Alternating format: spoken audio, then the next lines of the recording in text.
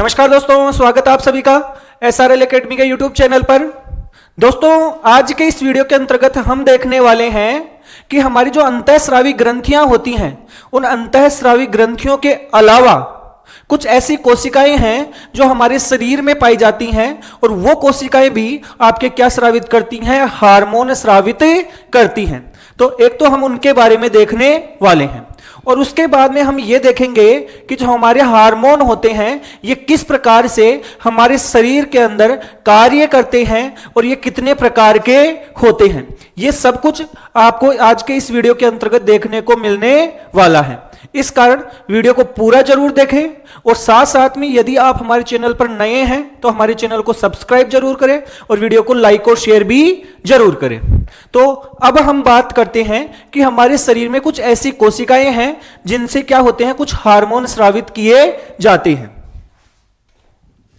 तो हम बात करते हैं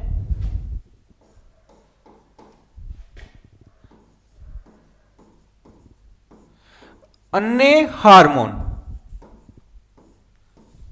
देखो, हमारा जो पिछले कुछ वीडियो आ रहे थे उसके अंतर्गत हम मुख्य रूप से हमारी जो अंतःस्रावी ग्रंथियां हैं और उनसे स्रावित होने वाले हार्मोन हैं उनके बारे में देख रहे थे। हमने हाइपोथैलेमस ग्रंथि, पिट्यूटरी ग्रंथि, पीनियल ग्रंथि, थायराइड ग्रंथि, पैराथायरॉयड ग्रंथि, इसके अलावा थाइमस ग्रंथि, अग्नाशय ग्रंथि, और इसके अलावा अधिवृक्क ग्रंथि और जनन ग्रंथियां हैं जिनमें हमने नर के अंदर वृषण और मादा के अंदर जो अंडाशय हैं इनके बारे में कंप्लीटली देख लिया है। तो मुख्य रूप से तो यही अंतःस्रावी ग्रंथियां होती हैं, लेकिन हमारे शरीर के अंदर कुछ ऐसी कोशिकाएं होती हैं, कुछ ऐसे आपके हार्मोन होते हैं जो इन मुख्य ग्रंथियों के अंतर्गत शामिल नहीं होते हैं। तो अब हम वो हार्मोन हैं वो आपके देखने वाले हैं। तो सबसे पहले तो हम क्या देखने वाले हैं कि कुछ हार्मोन ऐसे होते हैं जो आपके GIT का मतलब हो गया आपका आंत्रीय पथ। कौन सा हो गया आपका? आंत्रीय पथ।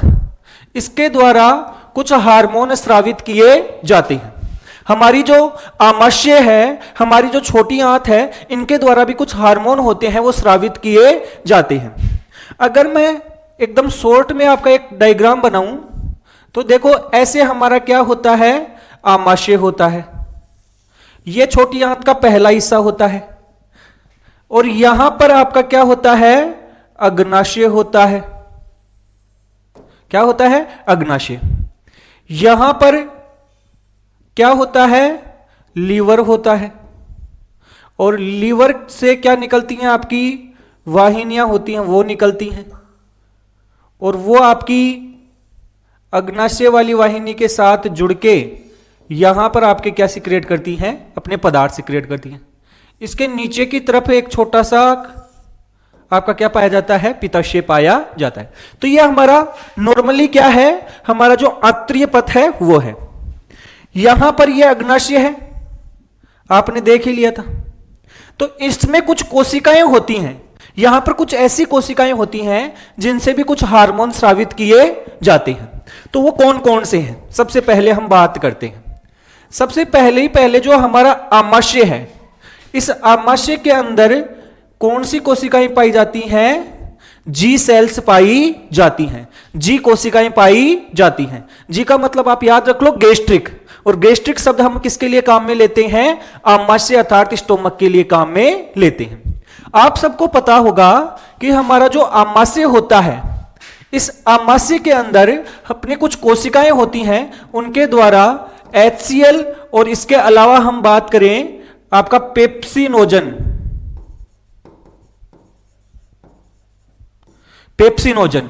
ये पेप्सिनोजन तो एंजाइम है, और ये HCl होता है, ये स्रावित किया जाता है।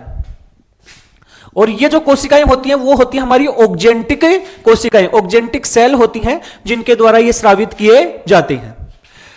अब देखो, ये जो स्रावित होते हैं, आमाशय को कैसे पता चलता है कि इनको कब स्रावित करना है HCl को?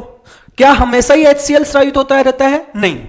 तो हमारे आमाशय के अंदर कुछ कोशिकाएं पाई जाती हैं, और उन कोशिकाओं को हम कहते हैं जी सेल। कौन सी कोशिका कहते हैं? जी सेल। और उसके द्वारा एक हार्मोन स्रावित होता है जिसका नाम होता है गेस्ट्रीन। क्या नाम होता है? गेस्ट्रीन।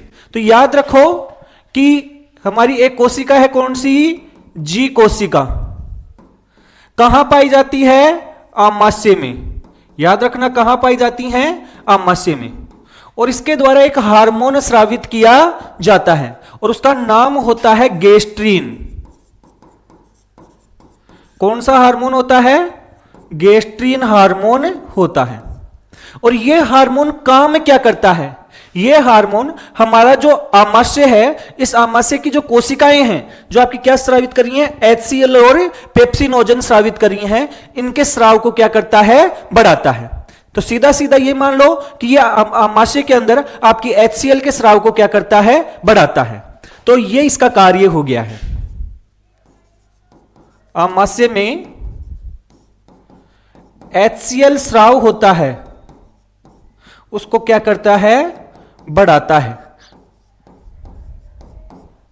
तो उनको बताना पड़ता है, आमाशय को बताना पड़ता है, भाई अब आपका खाना आ गया है, HCl स्रावित करो, क्योंकि HCl के द्वारा ये पेप्सिनोजन है वो क्या होगा? एक्टिवेट होगा। तो पहला तो आपको याद रखना है, कौन सी कोशिका है? जी कोशिका। कहां पर है? आमाशय में। और इसके अलावा इससे हार्मोन कौन सा स्रावित हो रहा है? Gastrin hormone. पहला हो गया। दूसरा, अरे देखो, आमाशय को पता तो चल गया कि अब HCl स्रावित करना है। यहां पर खाना था तब HCl स्रावित किया। अब वो खाना है आपका कहां आ गया है? डेड्यूनम में आ गया है। डेड्यूनम में आ गया तो आपका पेट हो गया खाली, आमाशय हो गया क्या? खाली। अब आमाशय खाली हो गया तो क्या उस स्थिति में भी HCl स्रावित करते ही रहना है क्या? नहीं ना, उस समय तो हमें रोकना पड़ेगा। क्या करना पड़ेगा? रोकना पड़ेगा। किसको रोकना पड़ेगा? इन कोशिकाओं को। और ये कोशिकाएं होती हैं HCl के स्राव को कम करवाते हैं। तो उसके लिए यहां पर कहां पर? आपके डेड्यूनम में, अर्थात छोटी आंत के कौन से भाग में? डेड्यूनम में कुछ कोशिकाएं पाई जाती हैं और ये कोशिकाएं होती हैं एक हार्मोन स्रावित करती हैं। उन कोशिकाओं का नाम होता है के सेल। कौन सी कोशिकाएं होती है? के सेल। और इसके द्वारा एक हार्मोन स्रावित होता है जिसे शॉर्ट में हम कहते हैं GIP। क्या कहते हैं भाई? GIP। इसकी फुल फॉर्म क्या हो गई? इसकी फुल फॉर्म हो गई है आपकी gastric inhibitory peptide. Gastric inhibitory peptide, ये GIP है। ये कौन सी कोशिकाओं से स्रावित होता है? ये हमारी के कोशिकाओं से स्रावित किया जाता है। और ये के कोशिकाएं कहां पाई जाती हैं? डेड्यूनम में पाई जाती हैं। किस में पाई जाती हैं? डेड्यूनम। और आप सबको पता होगा डेड्यूनम हमारी छोटी आंत का क्या होता है? हिस्सा होता है। तो दो हो गई। इसके अलावा एक कोशिका होती है, ध्यान से सुनना, यहां डेड्यूनम में ही एक कोशिका और होती है भाई। अब देखो, आमाशय का तो काम हो गया, ये इधर है अग्नाशय, इधर है हमारा लीवर। लीवर से तो क्या बन रहा था? आपका पित्तरस। और वो पित्तरस बनकर आपका कहां आ रहा था? इस पित्ताशय के अंदर इकट्ठा हो रहा था। अब यहां पित्ताशय से कैसे पता चलेगा कि कब हमारे पित्तरस को बाहर निकलना है? तो उसके लिए भी कुछ हार्मोन पाए जाते हैं। इसके अलावा अग्नाशय को कैसे पता चलेगा कि हमें अब ये एंजाइम स्रावित करना है? भाई अग्नाशय तो एक मिश्रित ग्रंथि है ना, अग्नाशय से तो एंजाइम भी स्रावित होते हैं, अग्नाशय से तो जल भी स्रावित होता है, अग्नाशय के अंदर बाइकार्बोनेट भी स्रावित होते हैं। इसका मतलब यह हो गया कि अग्नाशयी रस को कैसे पता चलेगा? तो इसके लिए आपके डेड्यूनम में कौन सी कोशिकाएं पाई जाती हैं? एस सेल पाई जाती हैं। कौन सी कोशिकाएं? S cell. ये भी कहां होती हैं? डेड्यूनम में पाई जाती हैं। किस में पाई जाती हैं? डेड्यूनम। और ये एस कोशिकाएं हैं, ये कौन सा हार्मोन सिक्रिएट करती हैं? सिक्रेटीन। नाम से पता चल रहा है एस कोशिका है तो उससे क्या स्रावित होगा? सिक्रेटीन हार्मोन स्रावित होगा। और यह हार्मोन क्या करेगा? देखो, यहां से स्रावित होता है और अग्नाशय पर काम करता है। किस पर काम करता है? अग्नाशय पर। कैसे कार्य करता है? यह अग्नाशय से आपका अग्नाशयी रस स्रावित करवाना चाहता है। लेकिन अग्नाशय रस तो स्रावित पूरा नहीं करवा पाता है, लेकिन जल और बाइकार्बोनेट का क्या करवाता है, स्राव करवाता है। तो किस किस का, अग्नाशय से एक तो किसका, जल का, और एक किसका, बाइकार्बोनेट का, इनका क्या करवाता है, स्राव। अब देखो एक और कोशिका है, ये 4 मुख्य कोशिकाएं हैं जो आपके जठर आंतरिक पथ में पाई जाती हैं और वो आपके हार्मोन स्रावित करती हैं। तो चौथी कोशिका है वो है आपकी आई सेल।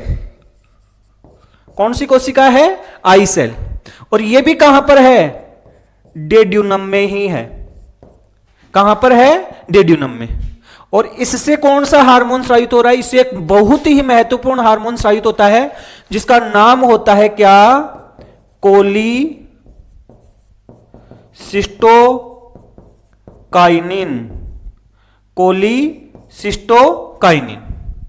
और इसे शॉर्ट में कहते हैं सीसीके। कौन सा हार्मोन कहा जाता है, सीसीके। यह हार्मोन क्या काम करता है, देखो एक तो क्या करता है, यह अग्नाशय पे काम करता है। कहां कार्य करता है, अग्नाशय पे। और एक कार्य किसके ऊपर करता है, आपके लीवर बोल दो, या हमारे जो पित्तरस कहां पर इकट्ठा था, पित्ताशय में, उसके ऊपर कार्य करता है। तो अग्नाशय से तो क्या स्रावित करवाता है, अग्नाशय से तो क्या स्रावित करवाता है, एंजाइम। अग्नाशय से तो क्या स्रावित करवा रहा है, एंजाइम। और आपके पित्ताशय से, पित्ताशय का मतलब हो गया गोल ब्लेडर, उससे क्या स्रावित करवा रहा है, पित्त रस का क्या करवा रहा है, श्राव करवा रहा है। समझ गए कि नहीं समझ गए। तो आपके कुछ हार्मोन हैं जो आपके आंतरिक पथ में पाए जाते हैं। 4 मुख्य हार्मोन याद रखने आपको। पहला आपको कहां पर याद रखना है, आमाशय में। और आमाशय में कौन सी कोशिकाएं पाई जाती हैं, जी कोशिकाएं पाई जाती हैं। और ये जो जी कोशिकाएं होती हैं इनसे स्रावित होता है गेस्ट्रीन हार्मोन। कौन सा होता है, गेस्ट्रीन, जो आमाशय में हमारा क्या स्रावित करवाता है, HCl को क्या करवाता है, स्रावित करवाता है। दूसरा यदि हम देखें तो दूसरा होता है हमारी डेड्यूनम होती है। उस डेड्यूनम के अंदर आपका क्या होता है कि एक कोशिका होती है जिसका नाम होता है के कोशिका, और इस के कोशिका से आपका GIP स्रावित होता है और यह आपके उसको कम करवाता है। याद रखना, जी कोशिका बढ़ाती है HCl को और यह क्या करवाता है, कम। तो इस प्रकार से हम बोल सकते हैं कि जो GIP होता है यह एक प्रकार से एंटासिड का कार्य करता है। किसका कार्य करता है, एंटासिड का। इसके अलावा एस कोशिका होती है, उसे होता है सिक्रेटिन, जो हमारे अग्नाशय से एक तो जल का स्राव करवाता है और इसके साथ साथ में किसका स्राव करवाता है, जल के अलावा बाइकार्बोनेट का। इसके बाद में यदि हम बात करें तो हमारा होता है क्या, आई सेल, और वो हमारे किसको स्रावित करवाती है, सीसीके अर्थात कोलीसिस्टोकाइन। तो ये 4 हार्मोन याद रखना भाई, किससे है, हमारे जठर पथ से। तो ये 4 हार्मोन हो गए हैं। इसके अलावा एक हार्मोन आपको हृदय से भी याद रखना है। किससे याद रखना है, हृदय से। और हृदय से जो हार्मोन स्रावित होता है उसका नाम है ANF। कौन सा है आपका, ANF। इसकी फुल फॉर्म क्या होती है, एट्रियल नेट्रियोटिक फैक्टर। एट्रियल नेट्रियोटिक फैक्टर ये क्या करता है, देखो ये हमारे शरीर के अंदर जो बीपी होता है उसको क्या करवाता है, कम। बीपी को कम करवाने का कार्य किसका है, ANF का। तो ये याद रखना क्या करवाता है, बीपी को कम करता है। बीपी को कम करने का कार्य किसका है, ANF का।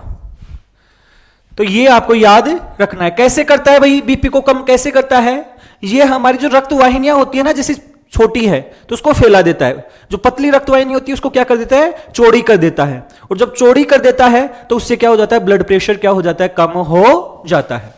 तो ये बीपी को कम करवाता है किसके द्वारा, रक्तवाहिनी के विस्तार द्वारा उसको फैला देता है, याद रखना। तो ये किससे था, आपका हृदय से। इसके अलावा हमारी किडनी होती है, हमारी क्या होती है, किडनी। इस किडनी से भी कुछ हार्मोन स्रावित किए जाते हैं। एक तो याद रखना, इससे स्रावित होता है रेनिन, हालांकि आपका पढ़ाया हुआ है। क्या स्रावित होता है? रेनिन। और ये रेनिन है, हमारा एक सिस्टम होता है जिसे हम बोलते हैं रास। कौन सा सिस्टम होता है? रास। रास का मतलब होता है रेनिन एंजियोटेंसिन एल्डोस्टेरोन सिस्टम। ये आपको बताया हुआ है, आप जाकर देख भी सकते हैं, जो हमारा किडनी वाला फंक्शन था उस समय आपको बताया हुआ है। तो ये रास सिस्टम के द्वारा किसको बढ़ाता है? बीपी को बढ़ाने का कार्य करता है। तो बीपी बढ़ाने के लिए याद रखना कौन सा आएगा आपका? रेनिन। किसके द्वारा? रास के द्वारा बीपी को क्या कर देता है? बढ़ा देता है। इसके अलावा दूसरा याद रखना, एक हार्मोन है जिसका नाम है एरिथ्रोपोइटिन। कौन सा हार्मोन है? एरिथ्रोपोइटिन। आपको एक पता चल रहा होगा, एरिथ्रो शब्द हमने कहीं पर सुना हुआ है। एरिथ्रो शब्द काम में लिया जाता है किसके लिए? आपके आरबीसी के लिए। किसके लिए? आरबीसी के लिए। तो याद रखना, एरिथ्रोपोइटिन है, ये एक हार्मोन है जो किडनी के द्वारा स्रावित हो रहा है, और ये हमारे आरबीसी के निर्माण को, आरबीसी के निर्माण को क्या करता है? बढ़ाता है। इसके अलावा एक चीज और याद रख लेना, और वो ये याद रखना कि एक हार्मोन बोल दो जिसे बोलते हैं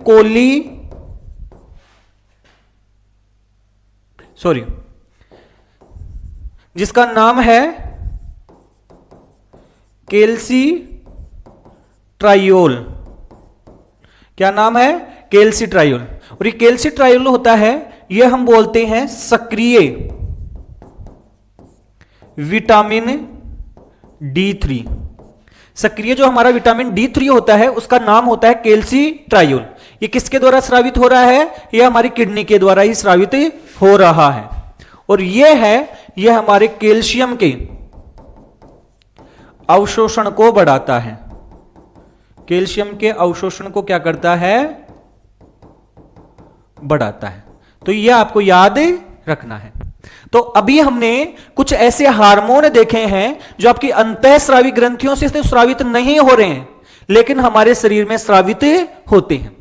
जिसमें हमने 4 तो देखे हमारे जीआईटी आंतरिक पथ के द्वारा, एक देखा हमने हृदय के द्वारा जिसका नाम है एएनएफ, और उसके अलावा हमने किडनी के द्वारा देखे, जिसमें आपको सबसे इंपॉर्टेंट, ये तो हमारा पहले भी पढ़ा हुआ है, यह आपको सबसे इंपॉर्टेंट याद रखना है, इरिथ्रोपोइटिन। कौन सा हार्मोन? इरिथ्रोपोइटिन, जो किडनी के द्वारा स्रावित है और आरबीसी के निर्माण को बढ़ाता है। एक चीज और याद रखना, हमने आरबीसी के निर्माण को बढ़ाने वाले हार्मोन और भी देखे हैं। किसको? आरबीसी के निर्माण को। कौन से देखेंगे? एक तो अभी हमने पढ़ लिया एरिथ्रोपोइटिन, एरिथ्रोपोइटिन। दूसरा हमने पढ़ा था, क्या पढ़ा था? कि हमारा थायराइड हार्मोन होता है, थायराइड हार्मोन, वो भी हमारे आरबीसी के निर्माण को बढ़ाता है। तो याद रखना, थायराइड हार्मोन होते हैं वो। और इसके अलावा एक हार्मोन हमने अधिवृक्क ग्रंथि पढ़ी थी, उस टाइम में पढ़ा था, जिसका नाम होता है हमारा कोर्टिसोल, जिसका नाम था हमारा कोर्टिसोल। तो ये 3 हार्मोन हैं, ये हमारे आरबीसी के निर्माण को क्या करते हैं? बढ़ाते हैं। क्या याद रखना है कि कुछ हार्मोन जो अन्य कोशिकाओं से स्रावित होते हैं, उनको एक बार हम जल्दी से देख लेते हैं। देखो, हमारा आमाशय है, उसमें जी कोशिका होती है, और उससे क्या स्रावित होता है? आपका गेस्ट्रिन। इसके अलावा आपका डेड्यूनम होता है, उसमें के कोशिका होती है, उससे स्रावित होता है जीआईपी। इसके अलावा एस कोशिका होती है डेड्यूनम में, उससे स्रावित होता है सेक्रेटिन।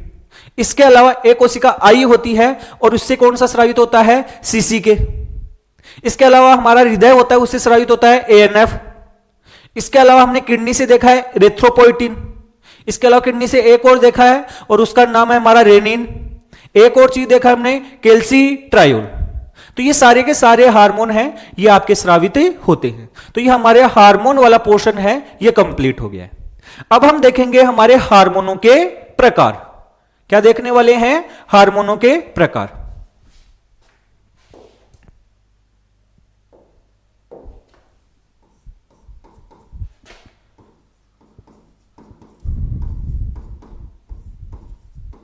हार्मोनों के प्रकार। देखो, अब तक हमने बहुत सारे हार्मोन पढ़े हैं और ये जितने भी हार्मोन हमने पढ़े हैं उन हार्मोनों को हम एक कैटेगरी के अंतर्गत डिवाइड कर सकते हैं। इनमें से कुछ हार्मोन होते हैं ये जल में घुलनशील होते हैं, कुछ हार्मोन होते हैं ये वसा के अंदर घुलनशील होते हैं। तो ये किस प्रकार से इनका डिवाइडेशन किया जाता है ये सब कुछ हम देखने वाले हैं।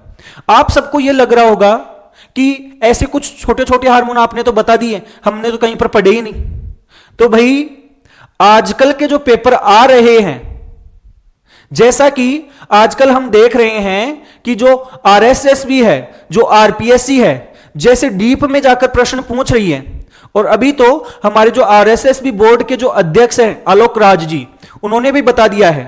अभी जो हाल ही में रीट का पेपर हुआ है उसके आधार पर भी आप देख सकते हो, उन्होंने बोला है कि क्योंकि कट ऑफ बढ़ रही थी और ज्यादा कट ऑफ जाने के कारण स्टूडेंट थे वो परेशान हो रहे थे, तो उन्होंने साफ साफ बोल दिया है कि रीट का पेपर तो केवल ट्रेलर था, अभी जो पेपर आएंगे उनमें जो क्वेश्चन का लेवल होगा वो इनसे भी ज्यादा डीप होगा। तो आप उसी हिसाब से तैयारी करें। सिंपल नहीं रहने वाला है, चाहे से वो लैब असिस्टेंट हो, चाहे से अन्य कोई भी एग्जाम हो, आपके पेपर का लेवल सिंपल नहीं रहने वाला है। आपको उसी हिसाब से क्या करनी पड़ेगी, तैयारी करनी पड़ेगी। तो आपके अन्य हार्मोन हैं उनको भी आपको देखना पड़ेगा। अब देखो हार्मोनों के प्रकार। देखो भाई, हार्मोनों को मुख्य रूप से दो कैटेगरी में डिवाइड कर सकते हैं। एक तो है हमारे वसा में घुलनशील, किसमें है, वसा में घुलनशील, और एक होते हैं हमारे जल में घुलनशील,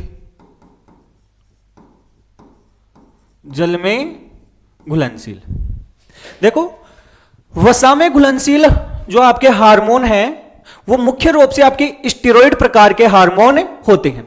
कौन से होते हैं, स्टेरॉइड। जो भी स्टेरॉइड हार्मोन होते हैं वो आपके किस में घुलनशील होते हैं, वसा में, क्योंकि स्टेरॉइड वास्तव में वसा का ही एक प्रकार होता है। तो याद रखो कि इसमें कौन से आएंगे, पहले तो आएंगे आपके स्टेरॉइड हार्मोन।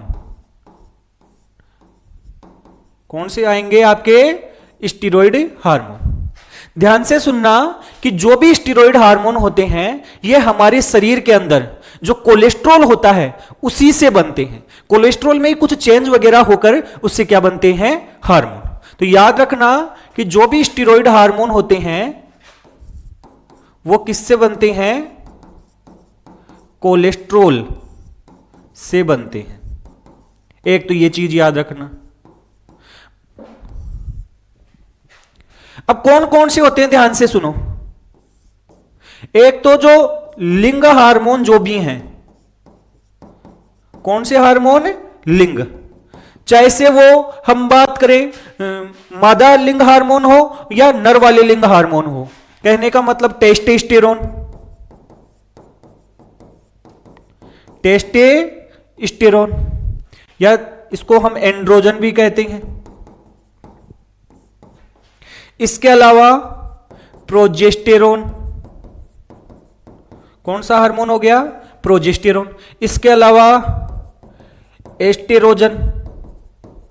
तो लिंग हार्मोन हो गया एक तो, जो स्टेरॉइड हार्मोन होते हैं। आपको याद रखना पड़ेगा, एग्जाम में पूछ सकते हैं कि निम्न में से कौन सा स्टेरॉइड हार्मोन है या कौन सा स्टेरॉइड हार्मोन नहीं है।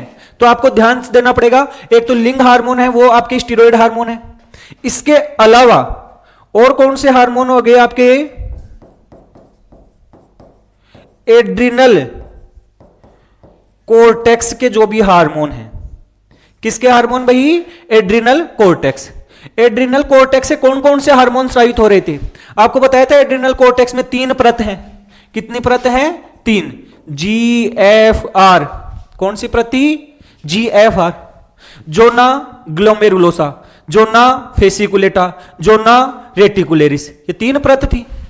इनसे हार्मोन स्रावित हो रहे थे। पहला तो देखो ग्लोमेरुलोसा के द्वारा तो कौन सा हो रहा था, मिनरेलोकोर्टिकोइड।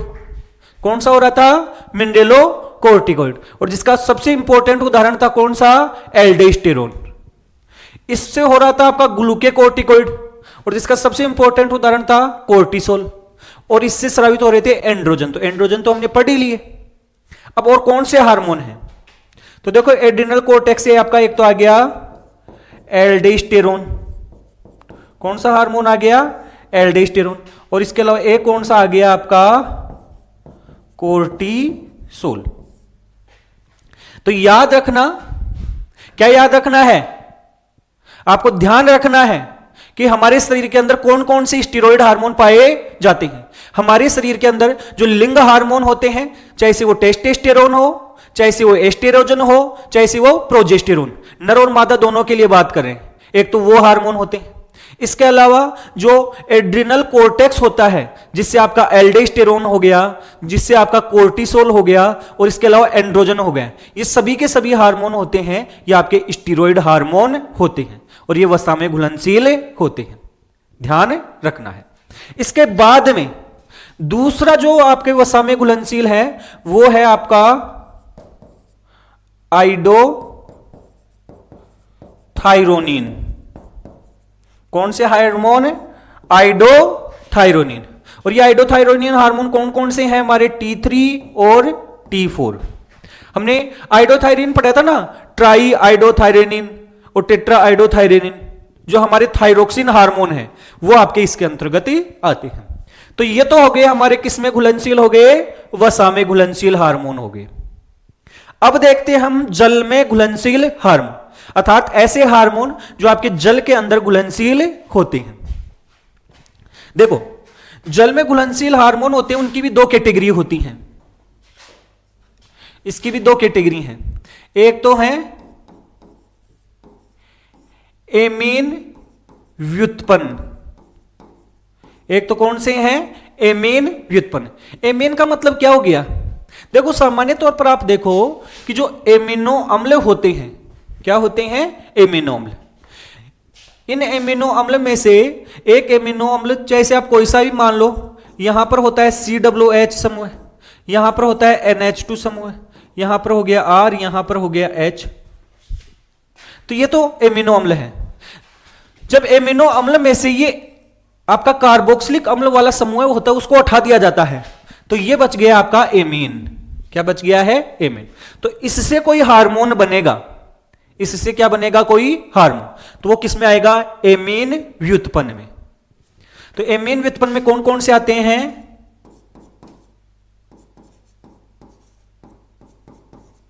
एपिनेफ्रिन और नोर एपिनेफ्रिन।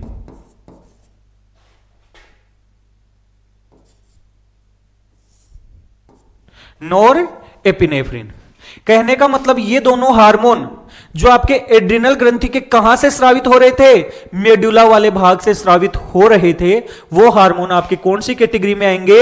एमीन के व्युत्पन्न के अंतर्गत आएंगे। और ध्यान से सुन लेना, ये किस में घुलनशील होते हैं? जल में घुलनशील होते हैं।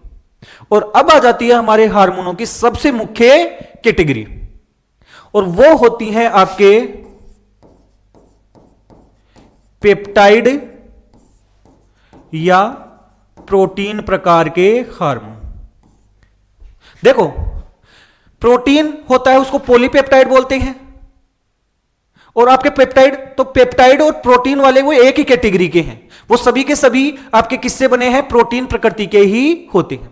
तो आपके ज्यादातर हार्मोन जो भी होते हैं, ज्यादातर जो भी हार्मोन है, इन सबको छोड़कर जो भी हार्मोन है वो आपके कौन सी प्रकृति के होते हैं? प्रोटीन प्रकार के ही होते हैं या पेप्टाइड प्रकार के ही होते हैं। कौन कौन से हार्मोन? देखो भाई, एक तो हाइपोथैलेमस। किसके हार्मोन? हाइपोथैलेमस। इसके अलावा पीयूष ग्रंथि। इसके अलावा कौन सी ग्रंथि? पीयूष ग्रंथि। इसके अलावा आपकी पीनियल ग्रंथि। कौन सी ग्रंथि? पीनियल ग्रंथि। इसके अलावा थायराइड के तो हमने यहां पर पढ़ ही लिए। थायराइड से एक हार्मोन और स्रावित हो रहा था जिसका नाम था आपका TCT, कैल्सिटोनिन, सी कोशिका के द्वारा, याद होगा। इसके द्वारा आपकी थाइमस ग्रंथि के द्वारा कौन सा? थाइमोसिन। तो यहां पर मैं लिख देता हूं थाइमस ग्रंथि। पैराथायराइड ग्रंथि के द्वारा कौन सा हार्मोन था? पेराथ हार्मोन। कौन सा हार्मोन? पेराथ हार्मोन। इसके अलावा और कौन से हार्मोन? इसके अलावा हमारा हो गया है कौन से? अग्नाशय के हार्मोन। अग्नाशय के हार्मोन आपको याद ही होंगे, इंसुलिन और ग्लूकागोन। कहने का मतलब यह हो गया कि इन हार्मोनों को छोड़ दें तो बाकी जो भी हार्मोन है, शेष जो भी हार्मोन है, वो आपके शेष हार्मोन जो भी हैं वो आपके कैसे होते हैं, प्रोटीन प्रकार के ही होते हैं। तो इस आधार पर अभी तक जो हमने हार्मोनों के प्रकार देखे हैं, इनका डिवाइडेशन देखा है, इनका एक तरीके से क्लासिफिकेशन देखा है, वो कैसे कैसे देखा है। हमने देखा है कि जो हमारे हार्मोन होते हैं इनको मुख्य रूप से दो कैटेगरी में डिवाइड किया जा सकता है। एक होते हैं वसा में घुलनशील और दूसरे होते हैं जल में घुलनशील। वसा में घुलनशील हार्मोन है वो दो कैटेगरी में है, एक तो है स्टीरॉइड और एक है आपके आइडोथायरोनिन। स्टीरॉइड में कौन कौन से आएंगे, लिंग हार्मोन अर्थात एस्टेरोजन, प्रोजेस्टेरोन, टेस्टोस्टेरोन। इसके अलावा आपके एड्रिनल कोर्टेक्स के हार्मोन कौन कौन से, एल्डोस्टेरोन, कोर्टिसोल और अन्य जो भी हैं। इसके अलावा दूसरी कैटेगरी होती है आइडोथायरोनिन, उसमें कौन से आ जाएंगे आपके T3 और T4। तो ये तो हो गए हमारे वसा में घुलनशील। इसके बाद में देखिए जल में घुलनशील, तो जल में भी दो कैटेगरी हैं, एक तो है एमीन के व्युत्पन्न। किसके व्युत्पन्न है, एमीन के। और एमीन के जो व्युत्पन्न होते हैं उसमें तो एक तो आ जाएगा आपका एपिनेफ्रिन, एक आ जाएगा आपका नोर एपिनेफ्रिन। और इन दोनों को हम समाहित रूप से क्या कहते हैं, केटेकोलामीन भी कहते हैं। आपको बताया हुआ है, याद रख लेना, एग्जाम में पूछा जा सकता है। तो वो हो गए। इसके बाद में जो भी हार्मोन बच जाते हैं वो आपके कौन से प्रकार के होते हैं, प्रोटीन प्रकार के ही होते हैं। तो हार्मोन ज्यादातर किस प्रकार के होते हैं, प्रोटीन प्रकार के ही होते हैं। प्रोटीन बोल दो या पेप्टाइड बोल दो। तो ये हमने हार्मोनों का क्या देख लिया है, वर्गीकरण। और अब लास्ट के अंदर हम क्या देखेंगे कि जो हमारे हार्मोन होते हैं ये हमारे शरीर के अंतर्गत कैसे कार्य करते हैं। हार्मोन होते हैं वो कैसे कार्य करते हैं। तो कहने का मतलब यह हो गया, अभी हम देखने वाले हैं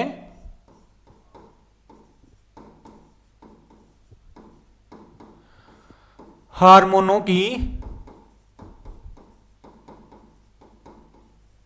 क्रियाविधि। हार्मोनों की क्रियाविधि कि हार्मोन होते हैं हमारे शरीर के अंदर कैसे कार्य करते हैं। देखो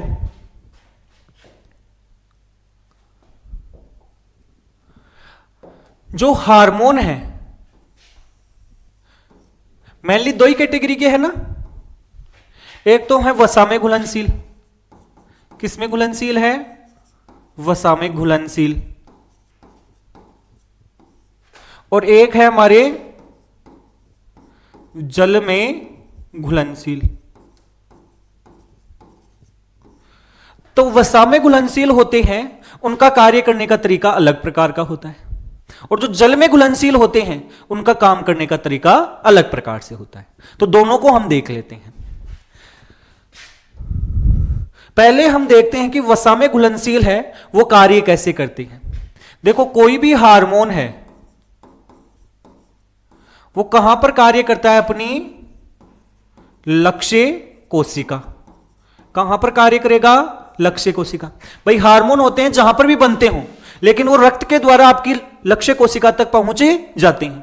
जो भी उनकी टारगेट सेल है वहां तक पहुंच जाते हैं और वहां पर जाकर अपने कार्य करेंगे। कैसे, देखो मान लो कि ये कोशिका थी और ये कोशिका की क्या थी, आपकी बाह्य झिल्ली।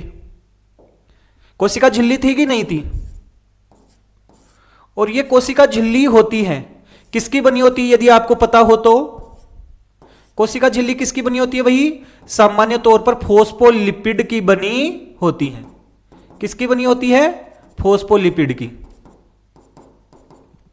सामान्य तौर पर इस फोस्फोलिपिड को ऐसे दर्शाते हैं। तो ये हमारी क्या होगी, है कोशिका झिल्ली। अब ये जो हार्मोन है, इस हार्मोन को इसके अंदर प्रवेश करना है। भाई लक्ष्य कोशिका कर जाकर उसके अंदर प्रवेश करना पड़ेगा।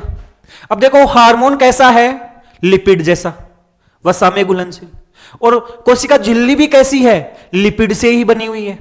इसका मतलब ये तो इसके अंदर से आसानी से जा सकता है, ये तो इसके अंदर आसानी से जा सकता है। इसको तो रोकने टोकने वाला कोई है ही नहीं, ये इसका दोस्त ही है, तो कोशिका के अंदर चला जाता है। कोशिका के अंदर जाता है तो यहां पर होता है केंद्रक। ये क्या है भाई? केंद्रक। केंद्रक में क्या है? डीएनए। ये क्या है भाई? डीएनए। और डीएनए का मतलब हमारा क्या है? जीनोम। तो ये मान लो हार्मोन था। क्या था भाई? हार्मोन। वो हमारी कोशिका झिल्ली को पार करके आ गया, और पार करके आने के बाद में अब ये क्या करेगा? आपके केंद्रक के अंदर जाएगा। इस हार्मोन का केंद्रक में क्या पाया जाता है? कोई ग्राही पाया जाता है। तो ये क्या हो गया आपका? ग्राही।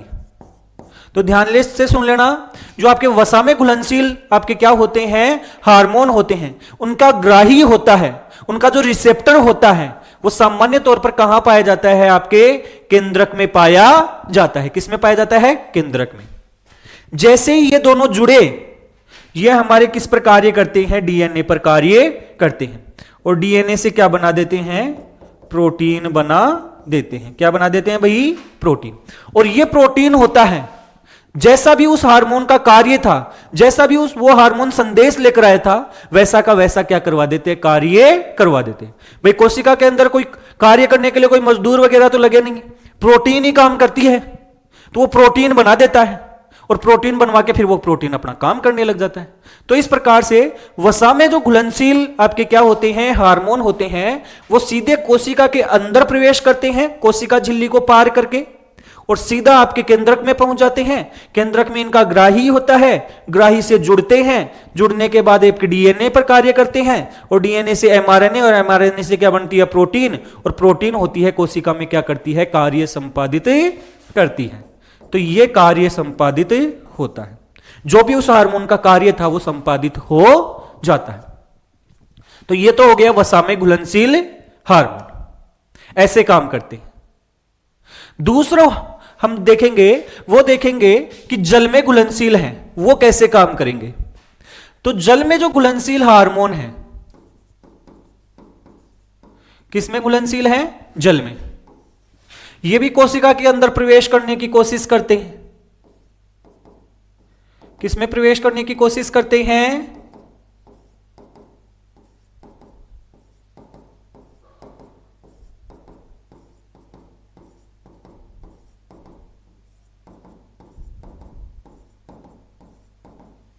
तो ये कोशिका झिल्ली थी।